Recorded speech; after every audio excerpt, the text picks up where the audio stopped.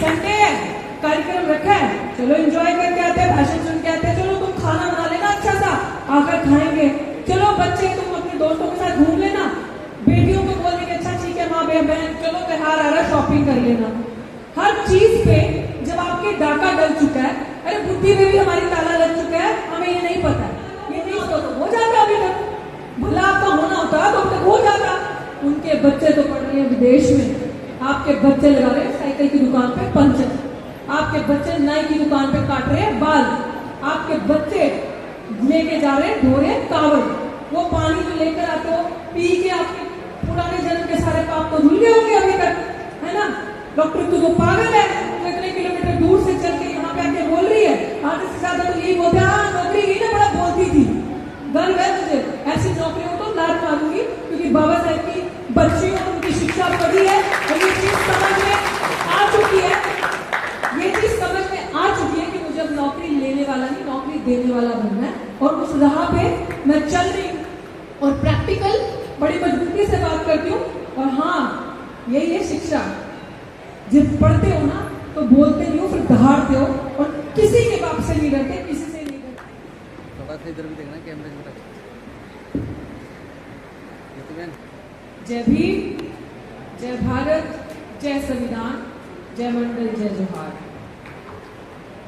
सबसे पहले तो सम्मानित मंच का बहुत बहुत आभार प्रकट करती हूँ, और आज का कार्यक्रम जिन्होंने भी आयोजक जो यहाँ की हैं, मैं तो रीता जी को जानती हूँ और भी जो पूरी टीम है उन सब का बहुत बहुत धन्यवाद। बहुत ही अच्छे विषय पे आप सब ने हमें इकट्ठा किया है। संत कबीर साहिब जी की जीवन दर्शन का विचार गोष्ठी जो आप सब ने यहाँ पे आज एक डिस्कशन रखा है, उनके जीवन में उन्होंने क्या क्या किया और उनसे हमने क्या क्या सीखा और उसको आज कितना हम पालन कर रहे हैं उन सारी चीज़ों का, और आज हम प्रेजेंट सिनेरियो में कहाँ खड़े हैं, इन चीज़ों पे बात रखने के लिए ये एक इस प्रांगण में एक डिस्कशन, और आप तमाम लोग मुझे लगता है कि बिजनौर के अलग अलग जगहों से आए हैं, हम लोग भी कोई लखनऊ से यहाँ पे आए, कोई दिल्ली से, उत्तर प्रदेश से, कि किस तरीके से आज मौजूदा हालातों को देख के हम जो अपने महापुरुषों को भूल चुके हैं। मुझे लग रहा है कि अगर महिलाएं थोड़ा सा फोकस करके जरा यहाँ पे सुन ले 2 मिनट, महिलाएं जो बैठी हैं, मुझे बड़ी खुशी होगी कि मैं दूर से आई हूँ, मैं कल पंजाब में थी, आज सुबह दिल्ली पहुंची और फिर आपके पास आई, तो अगर आप मुझे सुन ले 2 मिनट तो मुझे सच में बहुत खुशी होगी, क्योंकि मेरा आज फोकस आप पे रहेगा, फोकस बाकी करे तो मेरा यहाँ भी रहेगा, आप सबका सम्मान है लेकिन यहाँ ज्यादा रहेगा, क्योंकि मैं एक महिला हूँ, तो मेरी सबसे बड़ी जिम्मेदारी ये सारी महिलाएं सबसे पहले। तो मैं चाहती हूँ कि ये बात तो सच है कि हमारी ताकत का एहसास हमें होता है, हमारे अंदर कितना जज्बा है, हम क्या क्या करते हैं, हमारे अंदर इतना जज्बा और इतनी महान है कि जब हमें बदनाम किस लिए किया जाता है महिलाओं को, कि इनके अंदर दिमाग आता है, यही कहा जाता है हमें, ये चुगलियां बहुत करती हैं। घर में तो देवरानी जेठानी हो तो क्या लड़ेगी, जबरदस्त पूरा मोहल्ला देखेगा, यही करती है सब लोग कहते हैं, मैं नहीं कह रही, ऐसा लोग कहते हैं कि हम चुगली करने में नंबर 1 है, हम मोहल्ले में लड़ाई करने में नंबर 1 होती हैं, हम सारी अच्छी सास की चुगली बहू कितनी अच्छे से लगाती है, इसी चीजों के लिए बदनाम किया जाता है ना, है ना। ये गाड़ी अगर ढंग से नहीं चलाती, अगर गाड़ी का एक्सीडेंट हुआ तो पक्का महिला की गलती होगी, है ना। अगर कहीं कर्मचारी कोई महिला है, अरे इसको तो दिमाग ही नहीं है, ऐसे ही करती होगी, ऐसे ही। तो ये चीजें, ये ढोंग, ये जो चीजें हमारे लिए उठी, ये तोड़नी है कि नहीं तोड़नी है अपने बारे में, तो कैसे तोड़नी है, कैसे तोड़नी है ये चीजें, प्रैक्टिकल बात करूंगी, क्योंकि मेरे से पहले धीरज जी ने पूर्व जो वक्ता थे उन्होंने बड़ी खूबसूरत बात कही, और मेरा काम है जहां पे भी आऊँ वहां से कुछ सीख के लेके जाऊँ, और आज मैं कुछ बिंदुओं में अपनी बात रखूंगी, और मुझे पता है कि जहाँ से वहां से लेके जहाँ से जो वक्तागण बैठे हैं जिनको मैं सुनती रहती हूँ, उनकी इस विषय पे और भी ज्यादा गहरी नॉलेज होगी। मैं खुद चाहती हूँ कि इस चीज से अगर मैं कुछ ज्ञान घर ले जाऊँ तो वो ज्यादा बेहतर है, कि मैं जितनी प्रैक्टिकल बात करके थोड़ी सी बात रख के चली जाऊँ। उन्होंने भी ये कहा पूर्व वक्ता धीरज जी ने कि आप वो बोले तो अपने जीवन में करते हो, आप वो करें और उन्हीं वक्ताओं को बुलाएं जो वो विचारधारा जो साहब की थी, कबीर साहब की, तो उनको अगर हम अपनी जिंदगी में डालते हैं तो मैं ये देखती हूँ, और मेरा ये मानना है कि हमारे समाज में जो हमारे समाज के पुरुष हैं, जिस तरीके से उन्होंने ये बात कही कि कोई मेडल नहीं मिल गया कि मैं पुरुषों को बात नहीं करी, कि पुरुष बहुत प्रोग्रेसिव हो चुके हैं और बहुत आगे निकल चुके हैं, अभी भी आधे से ज्यादा पुरुष जो यहाँ बैठे होंगे, I am sure with no offence आपको हर्ट नहीं करी, लेकिन आपकी बेटी हक बनता है आपके समाज की बेटी बोलने की। अभी भी आप इससे ज्यादा पुरुष यहाँ पे जो बैठे हैं अपनी बहनों को नहीं लाए होंगे, अपनी माँ को नहीं लाए होंगे और अपनी बीवी को तो बिल्कुल भी नहीं लाए होंगे, ये मैं गारंटी से कह सकती हूँ, और बेटी को भी। क्योंकि संडे है, कार्यक्रम रखा है, चलो एंजॉय करके आते हैं, भाषण सुन के आते हैं, चलो तुम खाना बना लेना अच्छा सा, आकर खाएंगे, चलो बच्चे तुम अपने दोस्तों के साथ घूम लेना, बेटियों को बोल देंगे अच्छा ठीक है माँ बहन चलो त्योहार आ रहा शॉपिंग कर लेना। हर चीज पे जब आपके डाका डल चुका है, अरे बुद्धि में भी हमारी ताला लग चुका है, हमें ये नहीं पता है, ये नहीं समझ रहे हैं। हमारे महापुरुषों ने जब पढ़ा, बाबा साहब ने क्यों अपना सबसे पहला अपना गुरु उनकी सिखलाइयों पे चले, कबीर साहब को माना। कभी किसी ने सोचा? उन्होंने आपको अंधविश्वास से पर्दा उठाया, उन्होंने जो ब्राह्मणवादी विचारधाराओं की जो उस टाइम पे धर्म का प्रकोप क्रूरताई थी, जो आपको इंसान नहीं समझता था, जो आपके साथ दुर्व्यवहार करता था, उन चीजों से आपको दूर रखा। खासकर महिलाओं पे मेरा फोकस है, लेकिन हम उन्हीं को वही नाक बिठाकर वही सारे कर्मकांड कर आज गोबर की पूजा कर देंगे, कल मिट्टी का भगवान बना देंगे। कबीर साहब ने ये तो कहा कि सांप अगर आपके घर के अंदर आ जाए तो लाठी से मार मार भाई भगा दोगे, उसी मिट्टी के सांप को बनाकर उसकी पूजा करोगे।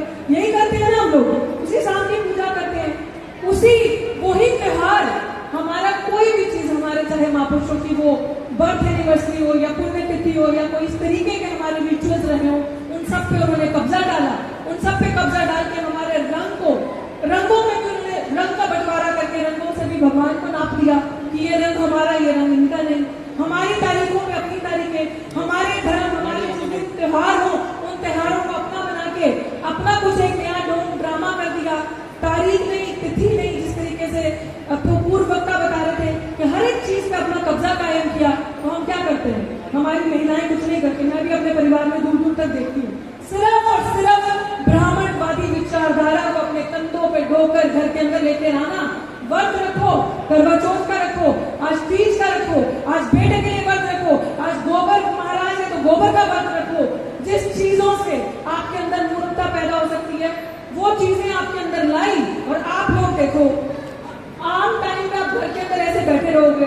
बच्चे के लिए किसी स्कूल के अंदर जाना अगर कार्यक्रम के अंदर, तो आप अपने पति को बोलोगे आप चले जाओ, मैं नहीं जाती, मुझे इतनी समझ नहीं आती, आप चले जाओ स्कूल के अंदर, आप चले जाओ कॉलेज के अंदर बेटी के साथ या बेटे के साथ। लेकिन जब धर्म का ढोंग करना है, दिखावा करना है, तो आप एकदम सज धज के पूरा फेस्टिव रेडी और तैयारी कर भगवान को घर लेकर आना है। आज लक्ष्मी जी के लिए द्वार खोल दो, आज करवा चौथ के लिए LIC है तो अपनी वो पति की लंबी उम्र करनी है तो वो कर लो। आज भी ये बेटे का व्रत होता है, बच्चे का व्रत होता है तो वो कर लो। ये सब दिखावे ढोंग में देखती आ रही हूँ। कब समझो, कब इन चीजों से ऊपर उठ के जो आपके महापुरुषों ने किया उस लाइन को पकड़ोगे और आगे बढ़ोगे। आपके साथ हो क्या रहा है, आपको कैसे तोड़ा जा रहा है? कबीर साहब ने कहा, उनकी सिखलाइयां देखो जिसमें बाबा साहब चले कि मैं नहीं मानता कागज की, जो कागज की लिखी है मैं उसको नहीं मानता, मैं तो आंखों की देखी को, आंखों से जो हो रहा है, जो देख रहा हूँ उसको मानूंगा। यही तथागत ने कहा साइंटिफिक टेम्परामेंट की। उन्होंने कहा कि भैया जो कुछ एज इट इज जो कह दे, जिसने किसने कह दिया, जो ढोंग दिखावा वो लोग कर रहे हैं उसको ऐसे मत मानो, जब तक आंखों से न देखो समझो, उस चीज को ऐसे मत मानो। आप क्या कर रहे हो कि अच्छा आज वर्तमान में सरकार क्या कर रही है आपके साथ, आप कहाँ पे बैठे हो? 21वीं सदी है और आप कहाँ पे बैठे हो? आप क्या कर रहे हो? 21वीं सदी के अंदर शेड्यूल कास्ट समाज से प्रेसिडेंट ऑफ इंडिया बना दिया, राष्ट्रपति बना दिया। आपको लगा बहुत अच्छा कर रही है।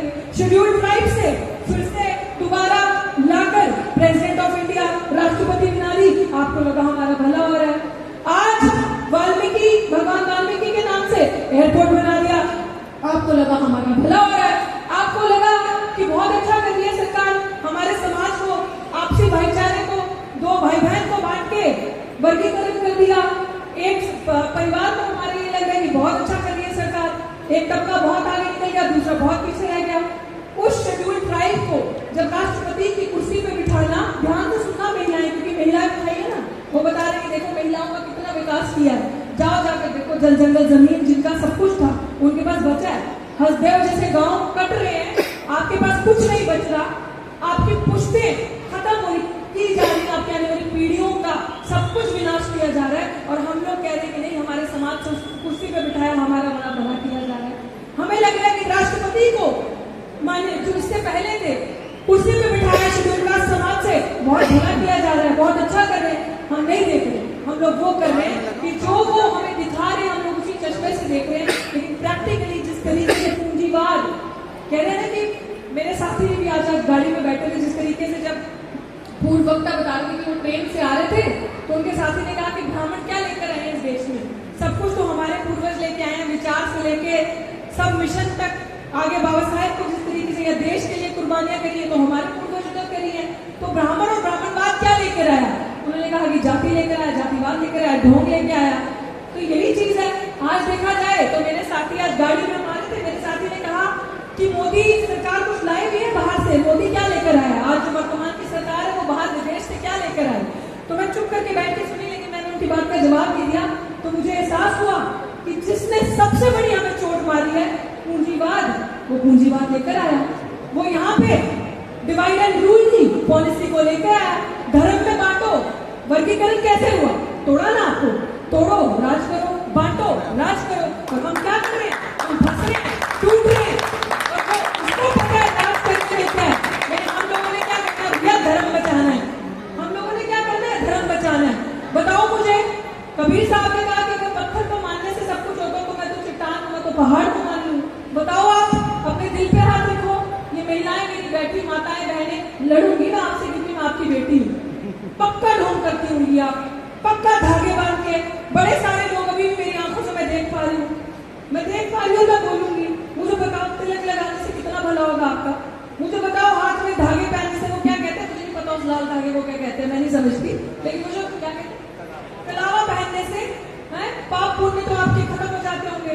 पैर में काला धागा पहनने से खत्म हो जाती होंगी आपकी सारी मुश्किलें, है ना?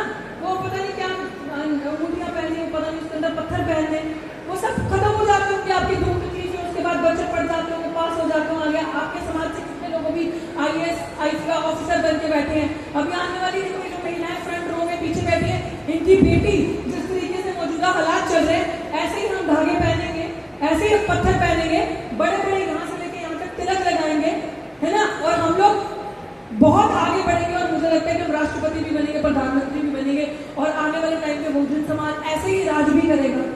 यही होगा कि नहीं होगा? भाई हाथ खड़ा करके बता दो अगर मैं गलत हूं तो। होगा?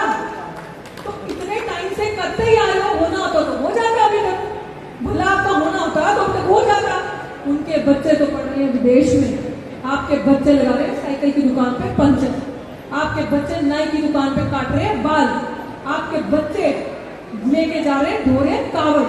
वो पानी जो लेकर आते हो पी के आपके पुराने जन्म के सारे पाप तो धुल गए होंगे अभी तक, है ना? डॉक्टर तो वो पागल है, वो इतने किलोमीटर दूर से चल के यहाँ पे आके बोल रही है। आधे से ज्यादा तो यही बोलते हैं, हाँ नौकरी की ना बड़ा बोलती थी, गर्व है मुझे, ऐसी नौकरी हो तो लात मारूंगी, क्योंकि बाबा साहेब की बच्चियों ने उनकी शिक्षा पढ़ी है और ये चीज समझ में आ चुकी है, ये चीज समझ में आ चुकी है कि मुझे अब नौकरी लेने वाला नहीं, नौकरी देने वाला बनना है। और उस राह पे मैं चल रही हूँ और प्रैक्टिकल बड़ी मजबूती से बात करती हूँ। और हाँ, यही है शिक्षा। जब पढ़ते हो ना तो बोलते नहीं हो, फिर दहाड़ते हो, और किसी के बाप से नहीं डरते, किसी से नहीं डरते, क्योंकि विचार जो होते हैं ना वो बहुत विस्फोटक होते हैं, विचार बहुत महंगे होते हैं। आपको कहीं ना कहीं जो धर्म होता है ना वो डराता है। धर्म जो होता है ना, जब आप धर्म के रास्ते पे चलते हो तो वो आपके अंदर डर डालता है, वो आपको मार्ग से भटकाता है। लेकिन जब आप विचार पढ़ते हो ना अपने महापुरुषों के, तब वो आपको विस्फोटक बनाता है। ऐसे नहीं बाबा साहब ने कहा था कि मेरा बस चले तो मैं इन शास्त्रों को, इन ग्रंथों को, इन धर्म को डायनामाइट से उड़ा दूं। कुछ तो सोचा होगा उन्होंने। तो भाई यही कहना है, जितनी मेरी माएँ बहनें बैठी हैं, मैं सुनूंगी अपने साथियों से और कुछ ज्ञान यहाँ से लेकर जाऊंगी। प्रैक्टिकल बात आपके बीच में आपके समाज की बेटी करके जा रही है। अगर कोई बात गलत कह दी होगी तो माफी नहीं मांगती, सोच लेना उसको कि किसी न किसी रीजन से ही कही होगी, उसके पीछे कोई तर्क होगा। अगर इस बच्ची ने ये बात कही है तो उस पर जाके सोचना। बहुत सारे लोग कहते हैं जब मुझे मिलते हैं कि हम भी चाहते हैं हमारी बच्ची डॉक्टर की जैसी बच्ची बने, हमारी बच्ची XYZ जैसी बने। तो मैं यही चाहती हूँ कि अगर बने तो डॉक्टर ऋतु का भी या मेरे बाकी साथियों का भी टांगे खींचना या बुलिंग करना कि बहुत बोलते थे ना, देखो सिस्टम से आउट हो गया, हमें नहीं चाहिए ऐसा सिस्टम। वी विल क्रिएट अपना सिस्टम बाय आवरसेल्फ। हम इतने मजबूत और इतने सशक्त हैं कि हम अपना सिस्टम खुद क्रिएट करेंगे। तो आप सब अंधविश्वास से उठ के, मेरी महिलाएं, ये बार बार पॉलिसी, ये रिचार्ज करवाना, ये व्रत रखना, ये ढोंग करना, ढकोसले करना छोड़ दो। अपने महापुरुषों को पढ़ो, अपनी विचारधारा को आगे लेके जाओ। अंत में अगर आपके साथ कोई रहेगा, अगर आने वाले टाइम पे इस सरकार भी आपसे डरेगी, आपकी एकता से और आपके विचारों से ही डरेगी, क्योंकि उनके पास विचार नहीं है। बहुत बहुत शुक्रिया, आपने मुझे यहाँ पे बुलाया, मुझे सुना, और इसी के साथ मैं सभी साथियों को और जो भी आयोजक थे उनका धन्यवाद करती हूँ, रीटा जी का धन्यवाद करती हूँ। एक महिला होने के नाते उन्होंने इतनी खूबसूरत माहौल बनाया, हम सब लोगों को इन्वाइट किया। जय भीम, जय भारत, जय संघ।